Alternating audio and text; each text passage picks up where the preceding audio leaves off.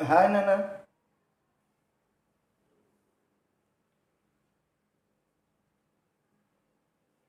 We were learning about the metallurgy of aluminium.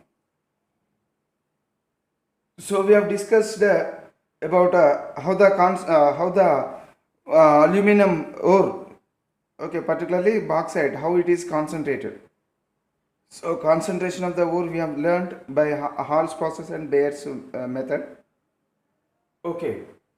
So at the end of the concentration of the ore, we got pure alumina. We got pure alumina. Okay, after getting uh, alumina, so from that alumina, from this ore, we'll will extract the aluminium metal. Okay, so from the ore alumina, so aluminum metal is extracted. So this process is called as reduction. Okay, so for the reduction of alumina into aluminum metal, this is called as alumina and this is aluminium metal. So there are different methods, there are different reduction methods available, okay, in the nature. So one method is electrolytic reduction.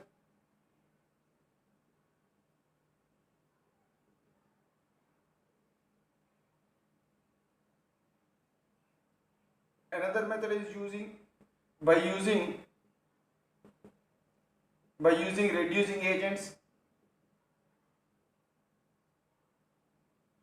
and third method is by strong heating. By strong heating. Okay. Strong heating. By strong heating the ore. See, in this case, for the extraction of aluminium from aluminum oxide, see, this method is not feasible. I mean, by this method, we cannot extract aluminium from its ore, and even this method is also not suitable because so upon strong heating we cannot break the bonds between aluminium and oxygen. So the bonds are very strong ionic bonds, strong electrostatic force of attractions. Okay, got it. So as it is a stronger ionic bond, it is very difficult to break the bonds between aluminium and oxygen. So upon strong heating also it is not possible. And this method by using reducing agents and heating, and even here also we have to heat it. Okay, and heating by using reducing agents and heating. Along with heating we have to use reducing agent. And even by this method also it is not possible to obtain aluminium metal from its ore because the bonds are so strong that even by this method also we cannot break the bonds. And by electrolytic reduction, see, even electrolytic reduction method is also not it is also very difficult to obtain aluminium from aluminium oxide. So actually only these are the methods available in the nature, and this is the strongest method. Okay, but here even this method is also not suitable for the reduction of this ore into aluminum. What is the reason? Because it is more stable. Alumina is more stable oxide of alumina. Okay, as it is highly stable oxide in which aluminium is bonded with oxygen with strong electrostatic forces of attraction. So even by electrolytic reduction method also we cannot break down these bonds because of its more stability. And one more thing, see, if you see the melting point of aluminum, see, actually for electrolytic reduction this can be done when the electrolyte is present in molten state or else in aqueous form. Okay, so that means we have to melt this ore. Unless until we melt this ore, we cannot obtain the aluminum and oxygen in the form of ions. So it is in solid state and we have to melt it to obtain the ions in the liquid state. So for this, we have to heat aluminum oxide to 2050 degrees centigrade, because the melting point of this alumina is 2050 degrees centigrade, which is very high. Okay. So in order to melt this alumina, okay, so I mean this aluminum, solid alumina to molten aluminum, if you want, in order to bring the solid alumina into molten alumina, so we have to heat this one to this much temperature, which requires very high amount of electricity, large amount of electricity is necessary. Okay, so if you pass on very large amount of electricity, only this much amount of temperature can be produced, and then only this alumina can be melted, and we can get the ions. Okay, only in the presence of free ions electrolysis is possible. Electrolytic reduction means electrolysis. It's a process of electrolysis. Okay, and suppose if you provide this much amount of heat energy, this much amount of heat temperature by sending large amount of electricity, even after getting this much temperature, and even after this one melted to these ions, so after the formation of these ions, so what happened? This aluminium, it is reduced to aluminium metal. These aluminum ions are reduced to aluminium metal, and aluminium metal is formed. When does this aluminium metal is formed? If you heat this one to this much temperature, so that it will melt and produce aluminium ions, and then those aluminium ions will convert into aluminium metal. That means this is the actual reduction process. So here the actual reduction process occurs. That means here electrons are added to this aluminum ion, and so that aluminum metal is produced. So in this way aluminum metal is produced. But the temperature is how much? 2050 degrees centigrade. See, one more thing we have to remember is, so the melting point of this aluminum is 650 degrees centigrade only, or else 660 degrees centigrade.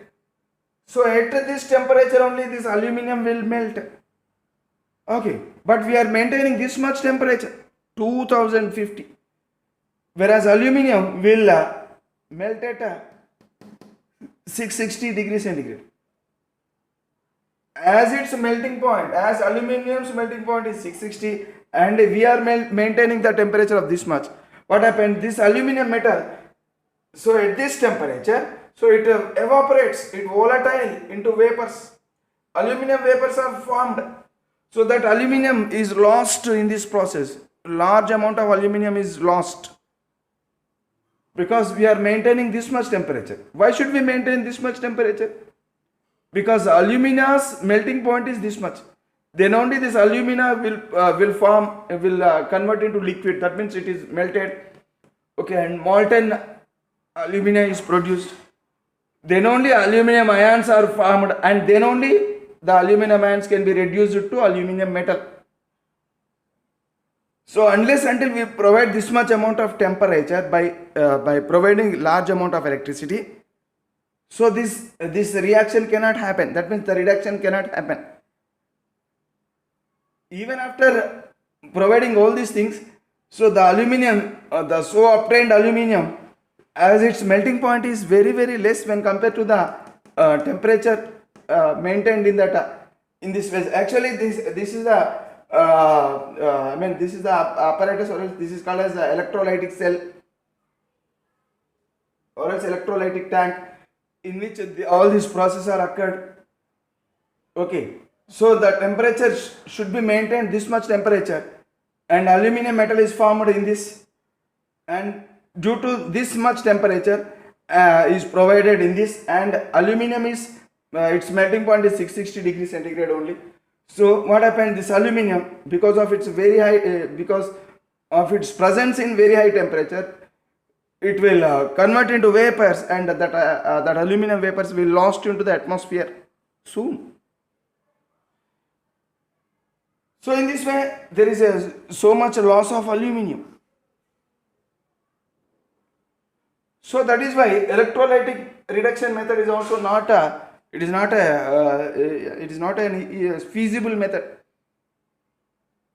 Then how should we obtain aluminum from this alumina? So that is the problem.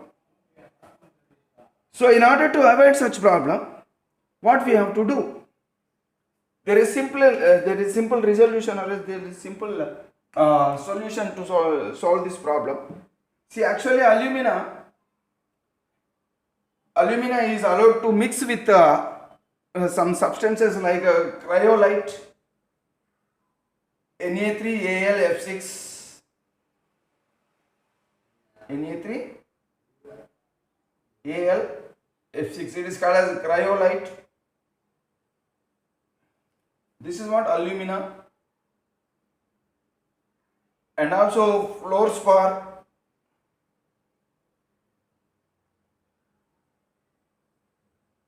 Okay, fluorspar. So when this mixture is, when we mix a cryolite and fluorspar to alumina, what happens? This mixtures, due to the addition of these things, what happens? Now the alumina cannot be pure alumina because of the presence of these things. So now this mixture is said to be impure alumina.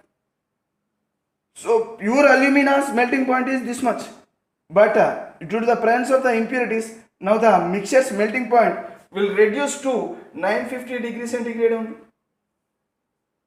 That means due to the addition of these things, the melting point of alumina has come down from 2050 to 950 degrees centigrade only. Okay, now what happened? So due to the due to the presence of impurities, or else due to the addition of these things, so the melting point is reduced. Now by spending little amount of electricity only, we can obtain that alumina in the molten state. Okay, so no need of going this much temperature to this much temperature. Simply due to the addition of these materials, so alumina will melt at 950 degrees centigrade only, and we will get a molten alumina at 950 degrees centigrade only. Then the aluminum ions which are produced, they will reduce, and they produce aluminum. And there is not that much difference in the temperature. So at this temperature, alumina cannot get evaporated. Okay, at this temperature, alumina, it cannot get evaporated, but it melts. So the obtained alumina will be in liquid form, but not in gaseous form. So the alumina is obtained in molten state. The aluminum will melt. Okay, finally we will get the aluminium metal in the molten form. So we will learn all these things with the help of this diagram. So this diagram, or else this is the apparatus which helps us for the electrolytic reduction of alumina. So now we will discuss about this. So what is the electrolyte present in this? What is the electrolyte?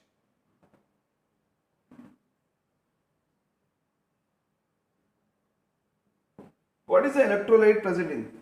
So this is what the electrolyte. This electrolyte, it contains not only pure alumina, so it also contains these substances. We have to add these substances. So these are added in the ratio of, if 1 part of aluminum is present, then 3 parts of cryolite is added, and 1 part of fluorspar is added into that mixture. So So now the this electrolyte is what? So it is fused. That means it is heated to 950 degrees centigrade. So when these three materials are added into this one and heated to 950 degrees centigrade, then we'll get the molten. Fused means molten mixture of these three. This is cryolite, 3 parts, alumina 1 part, fluorspar 1 part.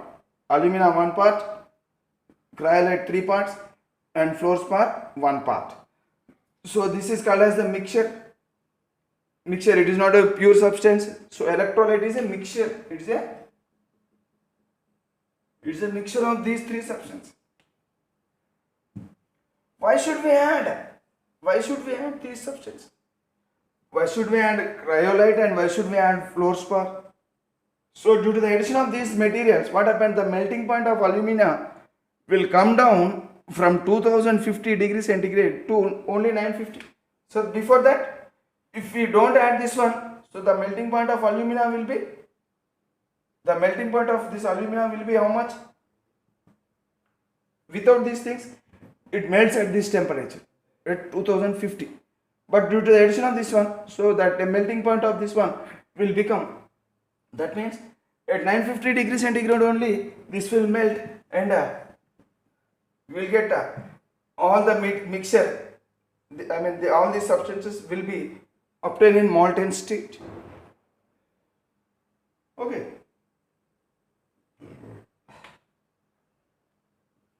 The question is, why should we ask cryolite? So this is what cryolite. This is cryolite. So cryolite increases the conductivity of the mixture. Cryolite increases the conductivity.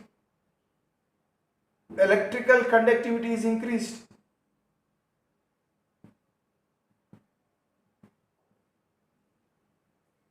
Okay, cryolite will increase the conductivity of the mixture, so that so whenever the conductivity is increased, what happens?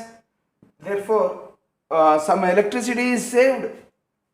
So if it is not conducting, if it is poor conductor, then we have to send large amount of electricity. Because of the presence of cryolite, it will increase the conductivity of the mixture. Therefore it saves the electricity. So that is why cryolite is mixed, and moreover, due to the presence of cryolite, the melting point of this one will come down. And what is the use of fluorspar? This is called as fluorspar. So this fluorspar, it acts as a solvent. It acts as solvent to both alumina and cryolite.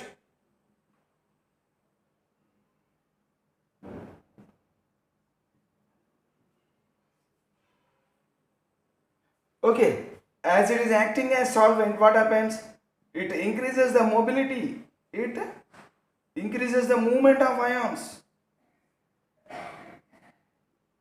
It increases the mobility of ions, or else movement of ions. Mobility of the ions is increased. So when the mobility of ions is increased, what happens? The conduction of electricity will be fast.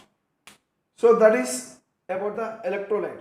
So the electrolyte contains the mixture of these three substances, and every substance has got its own importance. Okay, it will save the cryolite will save the electricity, and fluorspar will act as a solvent, and also it increases the mobility of the ions. Now we will discuss about this electrolytic tank. This is called as electrolytic tank. So this is what? This is electrolyte. So this portion is electrolyte up to here. This is electrolyte. So into this electrolyte, so these electrodes are dipped. Okay. Now we will learn about this. This is called as electrolytic tank.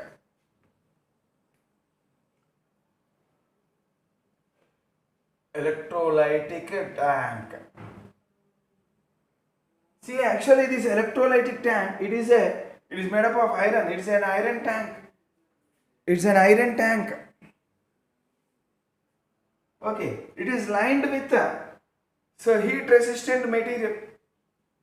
Iron tank, it is lined with heat resistant material, so that we can create large, very high temperatures. See, the base of this tank, it is slopy. It is slopy flow. Okay, having slopy flow.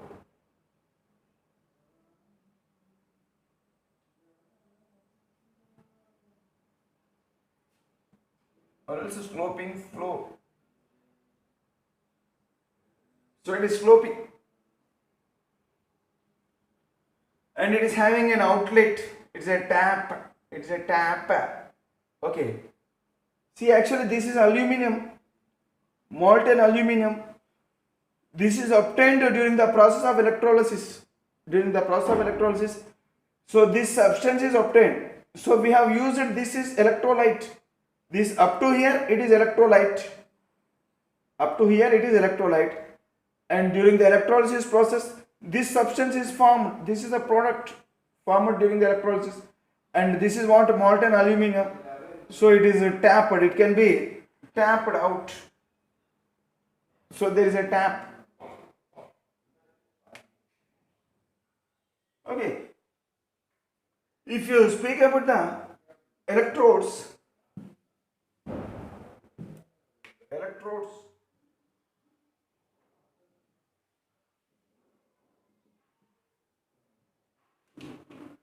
See, electrodes means two types of electrodes will be generally cathode and anode. What is cathode? So this cathode is made up of gas carbon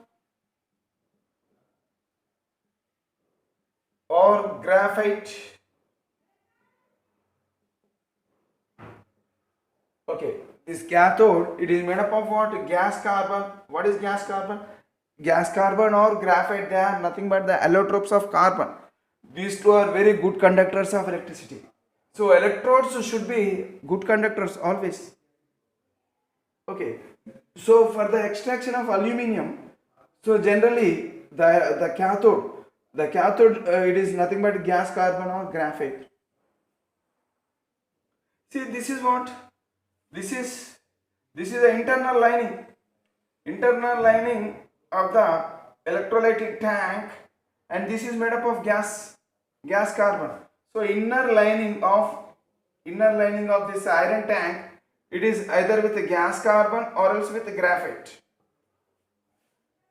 Okay, so now this gas carbon or graphite, okay, this is inner lining, and it is connected to cathode, negative terminal of the battery. So this is positive terminal, this is connected to positive terminal. So it is connected to positive terminal of the battery and negative terminal of the battery. So this is the battery, it is 6 volts battery. Okay, so to the negative terminal, so this electrolytic tank itself, it is acting as cathode, because the tank inner lining of the tank, it is made up of gas carbon or else graphite, and that is connected to the negative terminal of the battery.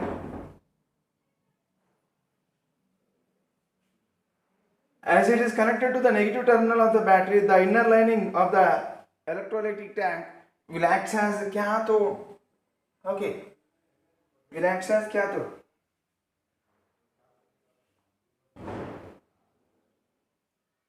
Okay, now if we speak about anode, so these are anode rods made up of carbon, very thick carbon rods. This anode is made up of thick carbon rods. So like this. So these carbon rods are there connected to the copper clamps. So these are the copper clamps. Okay, these rods are arranged parallelly Okay, they are arranged parallelly and they are connected to the copper clamps, and these copper clamps they are connected to the to this wire. Okay, copper wire. Okay, that means they are arranged parallelly. And one more thing, see the arrangement is in such a way that we can take out this electrodes outside and we can dip inside. That means this type of, that means they can be moved up or else they can be moved down into the electrolyte. So this is what electrolyte, this portion, it is what electrolyte. So into this electrolyte the electrodes, which electrodes? Anodes. Anode electrodes can be dipped or else they can be taken out, they can be taken away, or else out, they can be taken out from the electrolyte. So such type of arrangement is provided in this apparatus.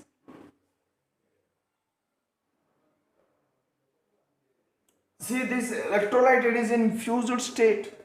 So fused electrolyte, electrolyte is a mixture of these three substances.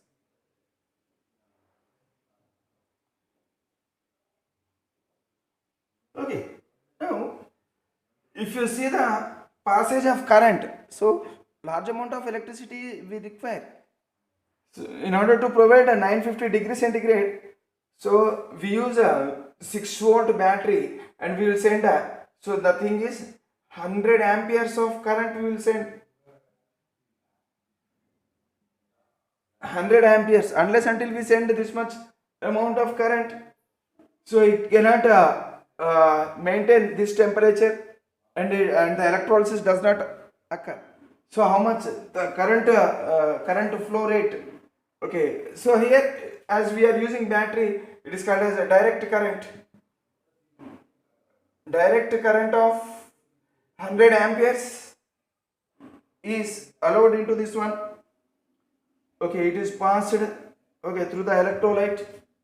Okay, and the battery, the voltage of the battery, it should be of 6 volts. Okay, next, if you speak about the temperature created inside this electrolyte, so how much amount of temperature is produced? So temperature produced is 950 degrees centigrade.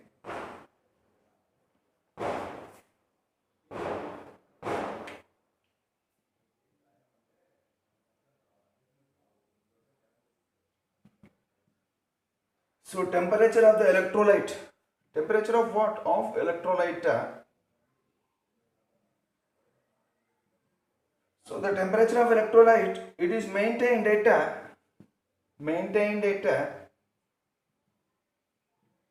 950 degrees centigrade. One thing we have to remember is that initially we have to melt the electrolyte. Okay, only initial melting of the electrolyte is required. Okay, so until the electrolyte melts, we have to send electricity, and after that what happens? So due to the electrolyte, it will provide resistance. It will provide resistance. Due to the resistance provided by the electrolyte, what happens? So it will produce, or else it will generate heat inside the electrolyte. Okay, so that heat is enough. To maintain 950 degrees centigrade inside that electrolyte. So the temperature of 950 degrees centigrade so will be maintained. Okay, so I mean in that electrolyte. So the thing is that initially we have to melt the electrolyte. So for melting the initial melting of electrolyte, we have to provide this much amount of electricity. Okay, once after the electrolyte is melted, okay, so it will provide resistance, and due to the resistance of this electrolyte, so large amount of heat is generated in the electrolyte. Okay, so that means the temperature of 950 degrees centigrade is automatically maintained in that electrolyte. Okay, then here, so this is black colored thing which is covering the electrolyte. So this is electrolyte, and electrolyte is covered by a black colored material known as coke powder covering. So it is a coke powder. What is the use of this coke powder? Why coke powder covering is made? See, actually, during the process, what happens? These electrodes will be taken out and the can be inserted into this one. So these anode rods made up of carbon, thick carbon, they are taken out and dipped inside. Taken out and dipped inside at regular intervals of time. See, because they are maintained at this much temperature, so when they are taken out, what happens? Immediately, this is a carbon. So carbon may react with atmospheric oxygen, okay, at this temperature, and so this carbon will convert into carbon dioxide. So that means the material of this anode will be lost, okay, will be lost because this carbon rod will burn due to the atmospheric oxygen when these carbon rods are taken out. Okay, so in order to prevent the burning of these carbon rods, so this coke powder is covered. Okay, this coke powder is covered so that this coke powder will prevent the burning of these carbon rods. Okay, it prevents the burning of copper rods which are projected out of the electrolyte. Okay, on account of high temperature. Next, and also one more thing. So the heat which is generated, the heat which is produced inside the electrolyte is 950 degrees centigrade, and that temperature is maintained in the electrolyte only. Suppose if this coke is not covered, what happens? Some of the heat will be lost into the atmosphere, so that the temperature will decrease to less than 950 degrees centigrade. If temperature is decreased to less than 950 degrees centigrade, what happens? So again, these substances does not melt. So in order to prevent the loss of heat, so this coke covering helps in the prevention of escape of heat from the electrolyte into the atmosphere. Okay, that means this coke powder will prevent the loss or heat loss from the molten electrolyte, okay, into the atmosphere. So that is why, due to the presence of this coke powder, so these carbon rods are prevented from burning, and also the heat in the molten electrolyte, it is not lost. Okay, so this will prevent the loss of heat. Which one? Coke powder. So that is why this electrolyte is covered by the coke powder. Okay, right. And the next thing. So next thing is related to electrolytic reactions. Electrode reactions. What are the reactions that occur at the electrodes?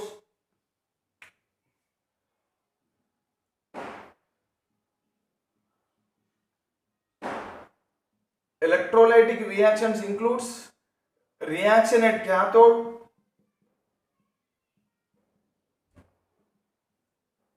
and reaction at anode.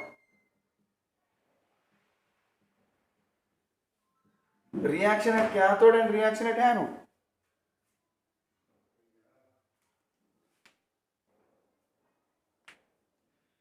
See, if you see, what are the ions produced in the electrolyte?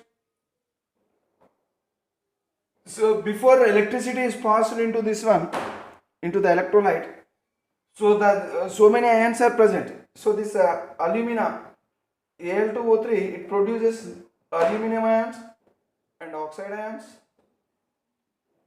Calcium fluoride will form Ca+2 ions and F- ions. This cryolite,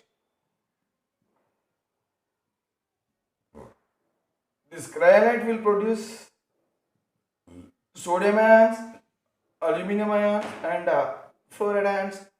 So all these ions are present in the electrolyte before the passage of electricity. See, these are what? These are negative ions, and these are positive ions. After the passage of electricity, what happened? The ions will separate. So these negative ions, they are attracted by the anode, and the positive ions, they are attracted by the cathode. That means cations are attracted by the cathode and anions are attracted by the anode. So these are anodes. Okay. See, actually there should be double arrow. Okay. These ions are under equilibrium with these materials. Okay. Now, so these ions, they will migrate towards cathode, and these ions, negative ions, will migrate towards anode. Now what happens after migration of these ions towards their electrodes? We will learn now.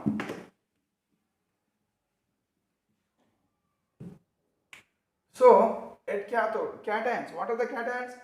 Aluminum ions are there, sodium ions are there, and calcium ions are there. What are anions?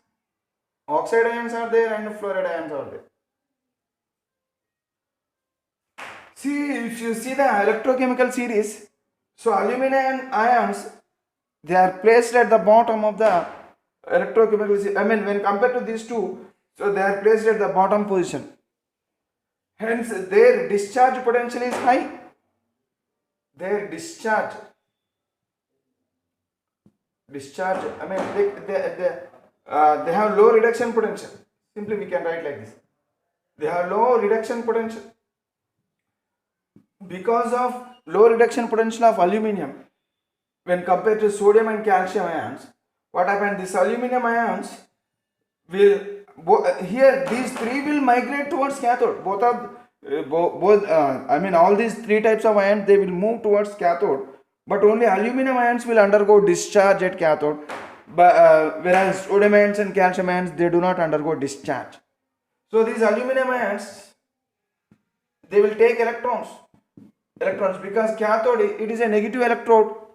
Always cathode will be negative electrode. It is in rich of electrons. It will provide electrons. Okay, so the electrons which are provided by the cathode, they are taken out by the aluminum ions and form aluminum metal. So this happens throughout this cathode. So this is what? This is a lining of cathode. Even this is also lining of cathode. So that means throughout the lining, so this reaction takes place internally. Okay. So that aluminum is formed. So the formed aluminum, so it is heavier. Aluminum is heavier than alumina. So this is what electrolyte. When compared to the electrolyte, the aluminum is very heavy. It is a denser. So that what happened? The aluminum will sink into the bottom. So now this is aluminum metal. Because of heavier, because of its as it is heavier, it will sink and settle at the bottom, whereas the electrolyte will remain in the top position only. Okay, so that means aluminum which is formed at cathode, it will sink and settle at the bottom of the tank. Okay, next if you see about the reactions at anode, see, when compared to fluoride ions, oxide ions have low reduction potential, and they are placed at the bottom. Below fluoride ions, oxide ions are present below the fluoride ions only in the electrochemical series. So the ions which are placed at the bottom will readily undergo discharge. So that means this ion will undergo discharge when compared to fluoride ions. So oxide ions, they undergo discharge, and fluoride ions cannot undergo discharge because of the presence of oxide ions. How these oxide ions will undergo discharge at anode? One thing we have to remember is anode is a positive electrode. Anode is always a positive electrode. That means it wants electrons. It is in need of electrons. Anode is always in need of electrons. it is ready to take electrons. So these ions, both fluoride ions and oxide ions, they will move towards anode. But what happens? Only oxide ions will provide the electrons to anode, but fluoride ions does not provide electrons. So these oxide ions, they will provide electrons, they will lose electrons to anode and become nascent oxygen.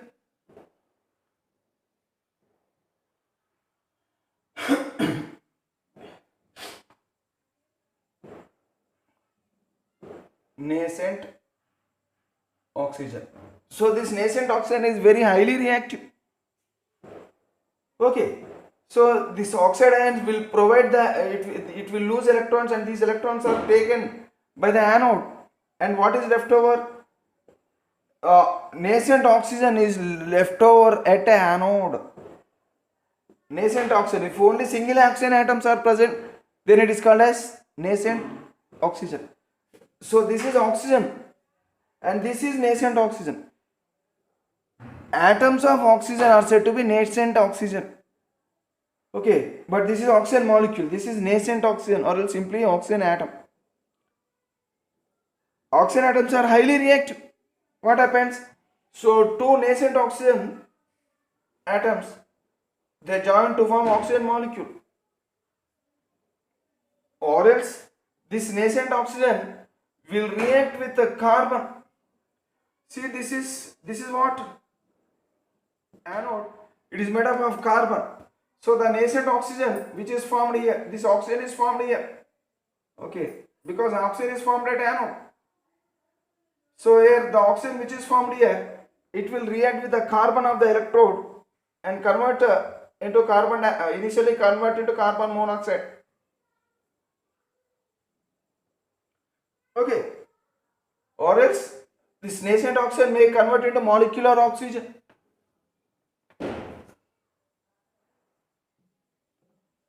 See, now the carbon monoxide which is formed, both oxygen will escape into the atmosphere and even carbon monoxide also will escape into the atmosphere. Sometimes this carbon monoxide will burn in the oxygen, okay, and converts into carbon dioxide. Carbon monoxide, either it escapes into the atmosphere or else it burns in air to form carbon dioxide and then it escapes. See, that means here what is happening in this process? So that means the material of the anode, it is used up in this reaction. The material of the anode, so where this carbon is coming from?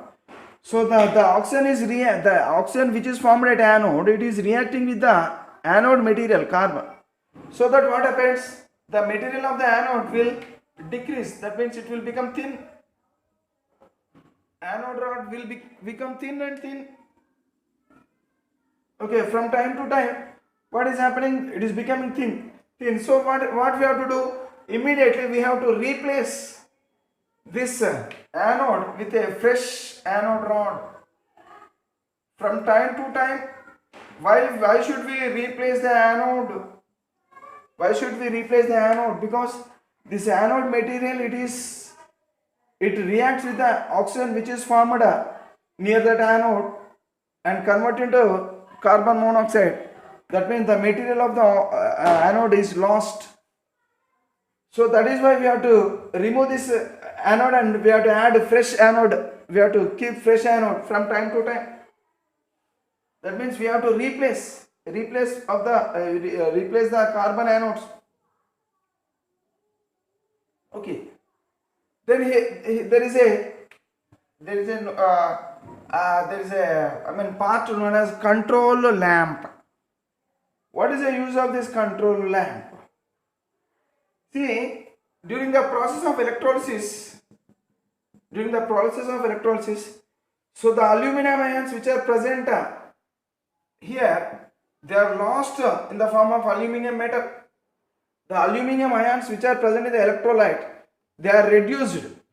The aluminum ions which are present in the electrolyte, they are reduced to the aluminum metal, and that aluminum metal is collected at the bottom of the that electrolyte. So due to this, what happened? the amount of aluminum ions, the number of aluminum ions in the electrolyte will decrease. The number of aluminum ions in the electrolyte decreases. Why? Because the aluminum ions in the electrolyte, they undergo this reaction and forms aluminum, and the aluminum which is formed, it will be collected at the bottom because of its heavier weight. It is collected at the bottom. So finally, as a result of this thing, what happened? The number of aluminum ions in the electrolyte will decrease.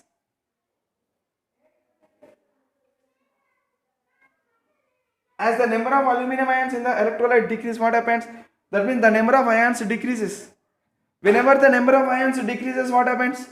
Its mobility or else its conductivity of the electrolyte will decrease. Conductivity of the electrolyte always depends upon the number of ions, but number of aluminum ions are decreased, so that its conductivity decreases. Whenever conductivity decreases, automatically the resistance of the electrolyte will increase. Whenever the electrolyte resistance of the electrolyte increases, what happens? It indicates the flow of less amount of electricity. So when less electricity is flown, immediately this control bulb will glow. Okay, control lamp will glow. So whenever control lamp is glown, so it is we have to understand that the number of aluminum ions in the electrolyte are decreased. So immediately what we have to do, we have to add fresh alumina. We have to add some more alumina into the electrolyte. So we have to add alumina into electrolyte. So timely we have to add alumina.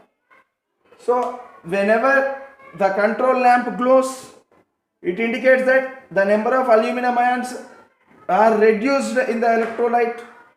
So immediately we have to add fresh alumina into this electrolyte. Okay. So that again the process of electricity will continue. So from this it is understood that extraction of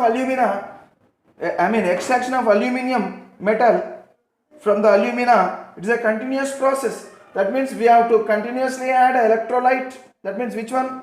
Alumina into this one, and continuously aluminium metal is formed here, and that aluminium metal is tapped out.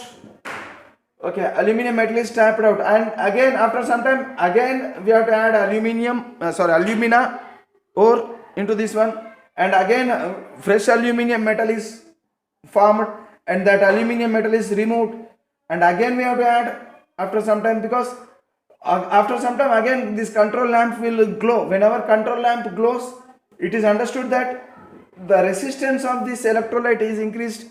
Why the resistance of electrolyte is increased? Because of the decrease in number of aluminum ions. So it indicates that aluminum ions are decreased. Hence we have to add aluminum ions. So in what way? In what form? In the form of alumina. In the form of alumina, okay, we have to add freshly into this electrolyte. So that means the process of extraction of aluminium metal by using alumina, it is a continuous process. So what is the end product? The end product is aluminum ions discharged at the cathode, okay, to form aluminium metal, whose melting point is, see, aluminium metal, its melting point is only 650 degrees centigrade, but the temperature maintained in the electrolyte is 950.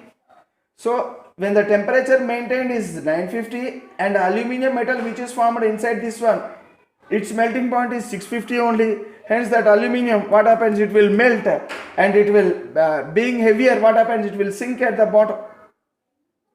Aluminium metal at once melts as the temperature of the electrolyte is 950 degrees centigrade. But the aluminium's melting point is 650 only. But the maintained temperature inside this one is 950. So at that 950 degrees centigrade, so that means at this temperature, what happens? This aluminium metal will melt and convert into molten aluminium. Okay, the molten aluminium being heavier, So it will sink at the bottom. Okay, from there that aluminum can be taken out. So in this way, this aluminum is prepared, or else aluminum is extracted by the process of electrolytic reduction.